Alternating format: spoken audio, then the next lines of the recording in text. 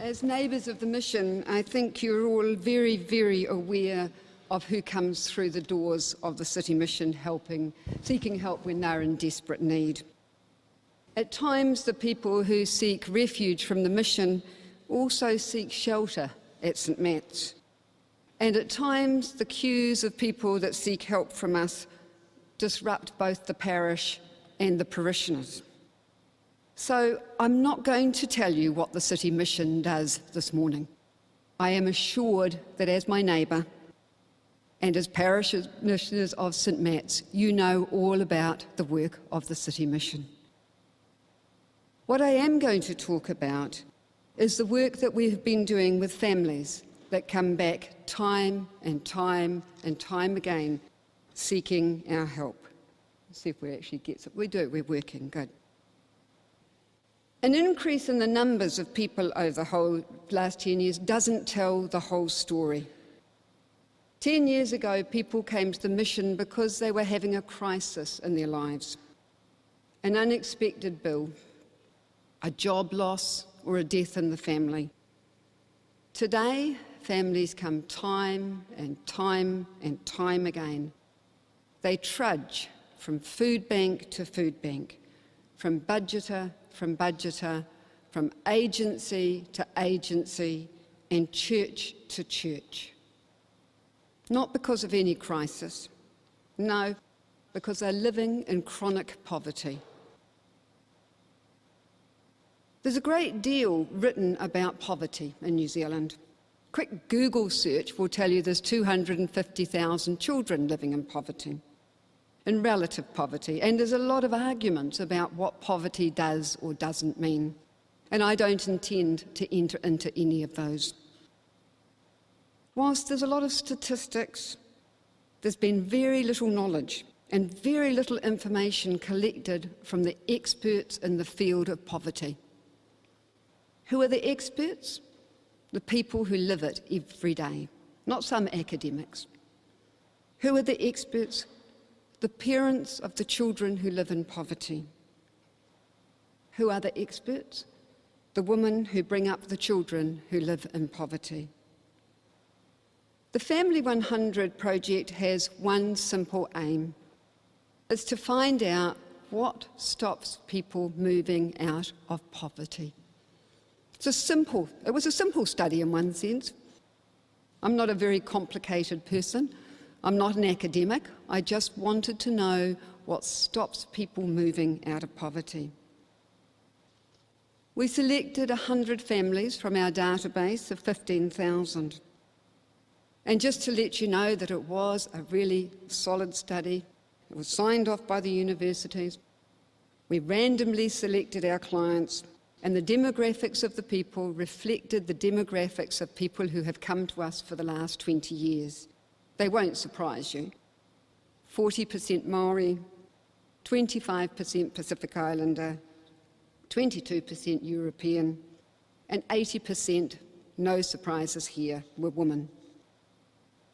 The program ran for a year. We conducted 26 interviews with each of the families and covered a wide range of topics. We didn't do it the same as other researchers. We didn't take down loads of notes and have lots of questionnaires. We wanted to find out information in different ways. We wanted to find out families' public and private stories because they're quite different. So we started off asking them about their families.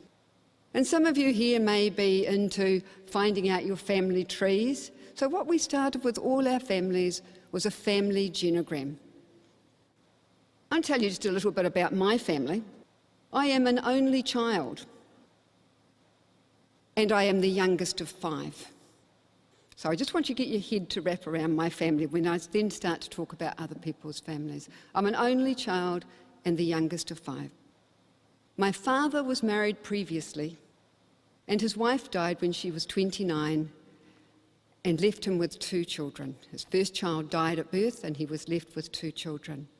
So I have a half-brother and a sister from my father. Everybody got that? It's not too complicated? You got that in you? My mother was married 3 times before she married my father. She had 2 children from one relationship, and so I had another half-brother and sister from my mother. Pretty clear, really. Mum and Dad, both married before, both had children. We were a blended family, which made me an only child and the youngest of 5. People got that? My mother was my father's bridesmaid at his first wedding, and she and my father's first wife and my mother's second husband were brother and sister, which made our children cousins by marriage. Now, how many of you have got that now? No, none of you. Mine is a fairly simple family story compared to my family's. So what we do with our families is we draw a picture, which actually, in here you can see where I sit as an only child with my half-brothers and sisters and my parents and their relationships. An amazing journey for our families. An amazing journey. They saw their family in ways they've never seen before. And when we'd put their families in, and their grandchildren and their parents, we tracked through things like alcohol addiction. We tracked through health issues. We tracked through justice issues. And we overlaid all of these, and as the families built up pictures for themselves, they were amazed at the understanding they gained. What we found? Most families are complicated, but the families of people living in poverty are extremely complicated. Children in these families move between households. Simplistically, my brothers and sisters went to visit their uncle, who was my father's first, I can't remember, it's too complicated. And we moved between families. We actually had a saying in our house, was called his, hers and theirs. We all knew where we were. Children go from household to household. Women take on their sisters' children, their cousins, their children's children, their parents' children, with no financial support whatsoever. And despite large families, what did we find? We found they are incredibly isolated and lonely. It is a myth that families support each other, because when you're living in poverty, the rest of your family has nothing either. We then moved on to track what happens with families. Where do they go? What do they do? What services do they use, and how does it work? We found that dealing with agencies is very, very complicated. And I'm sorry, the blue doesn't show up very well, but what this is a family of 4 people and an agencies they visited over a 2-week period. If you can't see, there's 45. Paula Bennett tells people they need to get a job. Look, realistically, I think they've got one. No? They traipse from agency to agency. Wake up in the morning hungry. Go to work and income.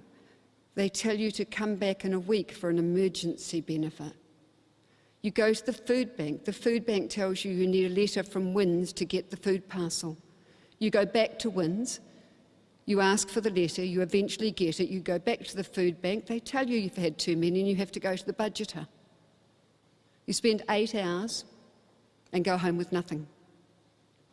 Daily journey for our families. Not only that, families go from one agency to the other, telling the story that they need to tell. It's what we call the public-private story. The public story for Housing New Zealand goes like this. I'm on a benefit and my partner doesn't live with me and I have 3 children and that's my household. The private story is there are 10 people living in this household, 3 of which don't have a residency, 2 are on a work visa without work, and 4 of them are not entitled to any benefit whatsoever. The private story about how you deal with that family is quite different to the public story for how you would deal with that family. And families go from one place to the other, telling the most intimate details of their lives to people who are rude, to people who flick them off, to people who don't care, to people who have what my husband, in his ex-army voice, tells me is the quartermaster syndrome. It's my food parcel. I've got it. I own it. You need to work damned hard to get it from me. And this is what the families we see face every day. I was reminded recently when I had an accident and I had to deal with 7 or 8 different agencies, health agencies, that every time I went I had to fill in the form. My name, my address, what happened. And then they'd send me across the passage and somebody would say, put your name, your address, what happened. 4th time somebody said, so what happened? I was getting really bored. I started to make it up. I started to embellish it. We don't like telling our stories time and time again. Imagine if you've been beaten by your husband, if you've been subjected to sexual abuse, if you have had all sorts of justice issues in your life, having to tell that story to a stranger every day of the week. We used another tool to find out about our families as we went through each of the things that we were looking at, each of the topics. And one of the ones that struck out for us strongly was about debt. This is a story of about Amelia and debt. And actually you can't see the light blue, and that's okay. What we did find is that Amelia is a young woman and she has about 20 different agencies she owes money to. Housing New Zealand, Work and Income, AOTF Finance, the food truck, the grocery truck, the finance company, the payday loans, I'm getting quite good at this, instant finance, home essentials. She owes money to them all. And the voices that I usually hear is she should not do that if she hadn't got herself into this situation. Amelia, when she was 18, fell in love, like many young women do. And she became pregnant, and her partner said to her one day, my mum needs a new car. But she can't get credit because she's got a poor credit rating. And Amelia, you've never had debt before, so you could sign the loan form for us. So Amelia signs the loan form because she has no idea what she's doing. 4 years later, no mother-in-law, no car, no partner, one baby, and all the debt which she will be paying off for 16 years. And this is done 2 or 3 times to Amelia. So we call those secondary loans. She did not take them on for herself. But then when it came to feeding her children, she was forced to go to payday loans. She was forced to go to instant finance because there is nowhere else to go. And you may be intrigued to know that if you're poor, you pay more for everything. You pay 60% more for your power if you have a Glowbug card. You pay more for your housing because you are either out, so far out you pay more for transport, or you borrow the bond from Housing New Zealand, and so you have to repay that with interest. So you pay more for your housing, and you certainly pay more for your finance. Each section of the interviews that we had looked at debt and housing and at health, and I'm not going to go through all of those today. You'll find copies of this report at the back of the room. But I think one of the things that came through really strongly in this study was the attitudes that we have to people living in poverty. We see it all the time. We see it in the media. We see it, hear it from politicians. Very sadly, I heard it from a vicar who wanted to set up a food bank the other day. We hear about the deserving, the productive, hard-working, grateful, honest, trustworthy, stable, good parents. We're probably all sitting here today, the deserving. And the people who are poor, the labels they get: ungrateful, fraudsters, lazy. They have babies for money, you know. They steal our taxes, and they're violent, and they cheat the system, and they are bad parents. We all know that, they're bad parents. And then people come up with a lot of solutions for them. I think that the solutions, when we think about these bad people, we can ensure their income is so low that food becomes a discretionary item. This is what we do. This is our solutions. We fine people for not being able to afford car registrations and warrants. And then we fine them as offenders because they couldn't afford their fines in the first place. We put sanctions on them if a person fails to turn up at an interview. You lose 20% of your benefit if you fail to turn up at an interview, 50% the second time. Oh, and we cut the woman's benefit if her partner fails to turn up at an interview as well. We charge them more for power, for credit, and for housing.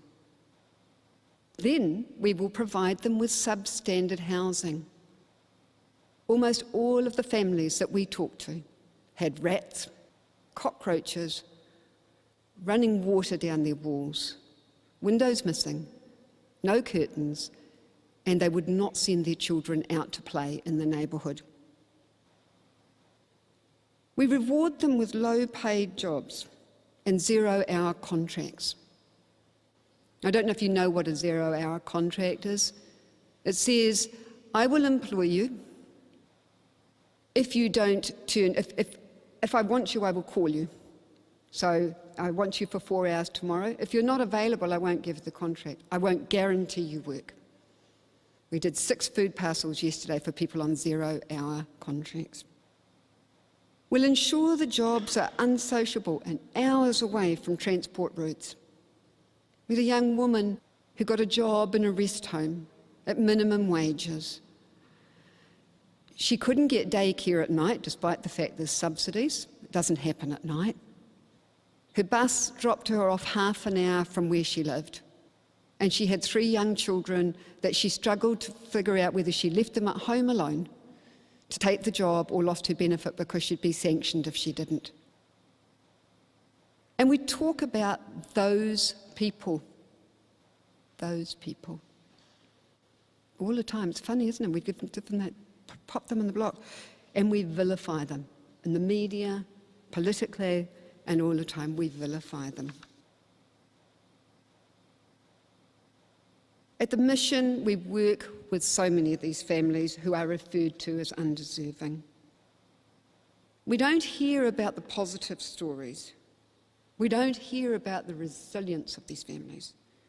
We certainly don't hear how hard it is.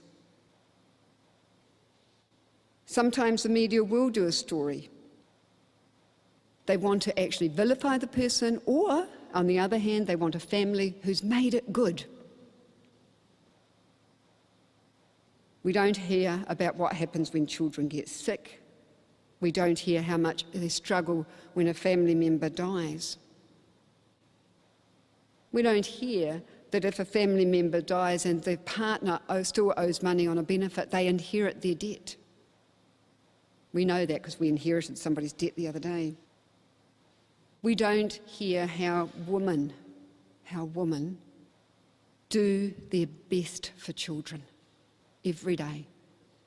They want it to be better, but because they are struggling minute by minute to survive, they find it incredibly difficult to make change. We found 100 families who don't receive enough money, who had to tell their stories time and time and time again. Women who were surprisingly resilient and incredibly brave. Today, we're recognising Social Service Sunday. Every day should be about social services and social justice for the people in New Zealand who are living in poverty. Thank you.